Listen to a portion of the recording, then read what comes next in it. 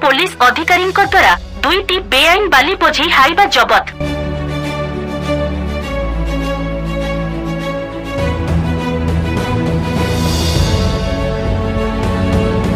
बाली mafia मानू आउ नाही त्राही एथर गड़ाई गड़ाई धरिबे उपखंड पुलिस अधिकारी पुणी किछि दिन व्यवधान जबत हैला 2टी बेआईन बाली बोझी हाइबा जहाकु नै एबे बाली माफिया मानक मध्यरे कोकुआ भय सृष्टि होइथिबा जणा पड़िछि। किछि दिन पूर्वरु 3टी बेआईन बाली बोझी हाइबा उपखंड पुलिस अधिकारी नवकृष्ण नायक जबत करिथिबा बेले आज सकाळु पुणी 2टी बेआईन बाली बोझी हाइबा को गड़ाई गड़ाई धरिछंती श्री नायक। सूचनार प्रकाश कि आज भोर सकाळ 220 नंबर जातीय राजपथ टाटो और महावीर बाईपास छक निकटरू 5 उपखंड पुलिस अधिकारी नवकृष्ण नायक और तांको पुलिस दल द्वारा आनंदपुर बैतरणी नदी बेआईन बाली चोरा चालाण हेउथिबा खबर जानिबा परे जगी रही 2टी बाली बोझी हाइबा जबत करा जायछि। गोटिए टाटो निकटरू जबत होइथिबा हाइबा नंबर ओडी 22W0937 एवं अन्यटी महावीर बाईपास छक ठारे जबत होइथिबा हाइबा नंबर हैला ओडी 16A049। तेबे जबत हाइबा गुडी को करंजिया पुलिस थाना परिसर को पठाइथिबा सूचना दैछंती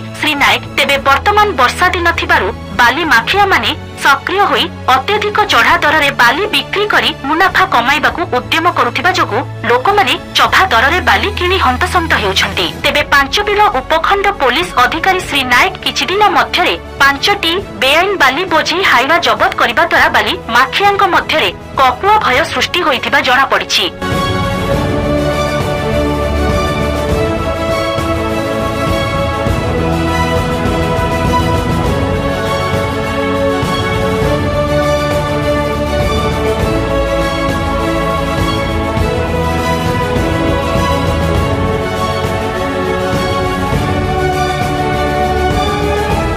सुमंत पात्रंक रिपोर्ट एसटीवी न्यूज ओडिशा 24।